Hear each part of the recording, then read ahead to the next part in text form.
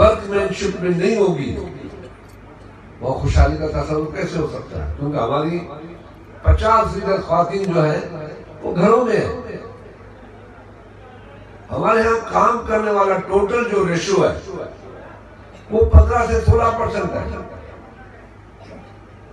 کیونکہ کچھ تو بچے ہیں، اگر 21 کروڑ میں سے 11 کروڑ تو ایسے ہیں جو بچے ہیں 8 کروڑ 7 کروڑ جو عمر ان کی کم ہے، اور 11 کروڑ وہ ہیں جو خواتین ہیں. تو ہمارے پاس تو کام کرنے والا ریشو 4-5-6 کروڑ ہے. تو 4-5-6 کروڑ جس ملک میں 25% کام کرنے والا ریشو ہوگا، 75% گھر بیٹھے کھانے والا ہوگا، وہ ملک خوشحالی کی طرف کیسے جائے گا؟ اور یہ کام عوام کا نہیں، یہ ہمارا کام ہے، حکومتوں کا کام ہے. تو یہ چیزیں پرووائڈ کرے، یہ ماحول پرووائڈ کرے کہ ملک کی اکانومی کو کوئی طاقت مل سکے. دنیا میں کچھ لوگ کچھ نہیں کرتے، کچھ نہیں ہے ان کے پاس، مگر ان کے پاس خوشحالی یہ ہے کہ ان کے ملک محنت کرتے، کام کرتے، سوشلائز ہے. اس لیے ملک کی اکانومی ہماری ٹھیک نہیں ہے، ہم محتاج ہیں. اس لیے ہم آج بھی پانی کے چکروں میں پھنسے ہوئے کہ پانی نہیں ہے. دنیا میں بہت سے ملکوں میں پانی نہیں ہے، مگر وہ تھوڑے سے پانی سے اپنے ملک کی فوڈ باسکٹ کو پورا کرتے ہیں. وہ اسپرنکلر سسٹم میں گئے، ڈرپ ایریگیشن میں گئے. ہمارے یہاں حالی گیا، کوڈر ماری، بیلچا مارا، پانی نکالا، گھر جا کے سو گیا، پانی چل رہا ہے. اگلا چیخ رہا ہے کہ بھائی پانی نہیں ہے. تو یہ ایجوکیشن کی ضرورت ہے. ہم جو سیاستدان ہیں الیکشن میں آتے ہیں آپ کے پاس، بڑی بڑی آپ سے دعوائیں کرتے ہیں، باتیں کرتے ہیں، ہم پھر ذاتیات کی طرف ٹرن کر جاتے ہیں. ہم پھر ہاتھ ملانا، سلام کرنا، پٹے والی چوکیداری کا شکار ہو جاتے ہیں. یہ نہیں دیکھتے کہ جنرل میں کیا چھوٹ کرتا ہے ان کو. سید ہے تو سید کے پیچھے ہے، شیخ ہے تو شیخ کے پیچھے ہے، بلوچ ہے تو بلوچ کے پیچھے ہے، جاگیرانی ہے تو جاگیرانی کے پیچھے، جونے جو ہے تو جونے جو کے پیچھے ہے. جو ہے وہ ذات کے پیچھے چل پڑتے ہیں.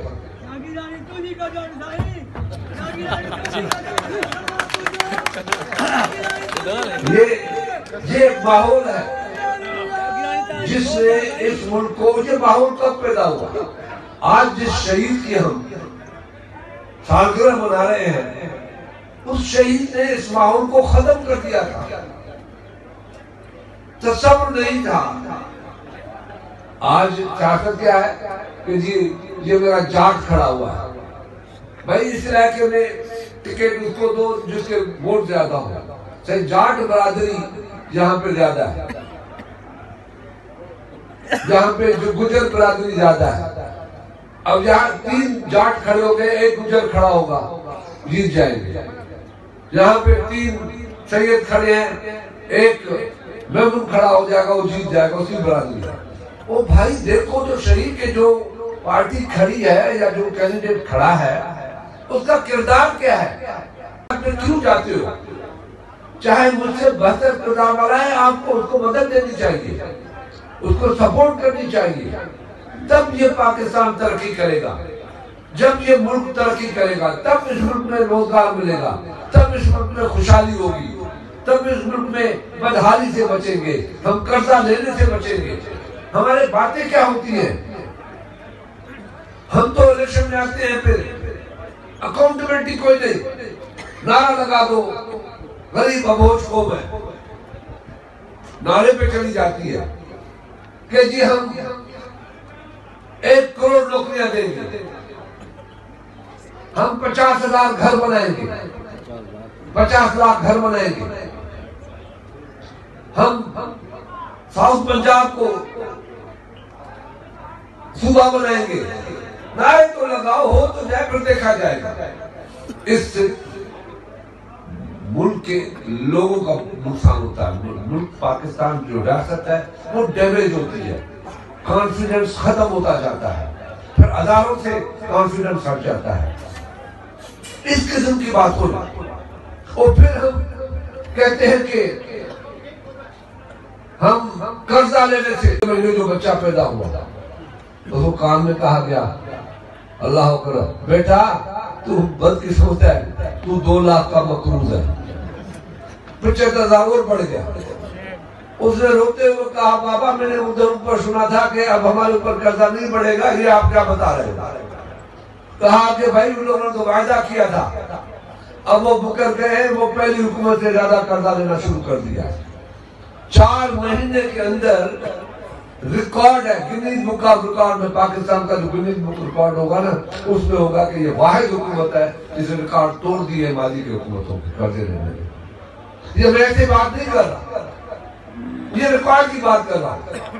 میں اسٹیٹ بینک کی جو سالانہ رپورٹ ہے اس کی بات کر رہا ہوں. شرح سود جو تھا 7% پہ تھا, پھر 14% پہ تھا. میں نے ایک قیاس آ گیا ہے اکانومی میں, مگر وہ کہتے ہیں کہ بھئی ہم تو زبردست, صرف ایک ہی راگ آیا ہے ان کو, جو ہمارے یہاں کبھی کبھی لوگ سائنس رائن کری سندھ سکاروی ہوئی یاد آ نا, آنکھیں بھی نہیں دی انہوں کے بھی یاد آ کرپشن کرپشن کرپشن. ارے بابا ہونے وعدوں کو تو وہ کرپشن کے ختم کرے وساطان حق میں کرے وہ ختم, مگر کرے ختم آپ کون روکتا ہے, وہ کرے اپنی جگہ پہ.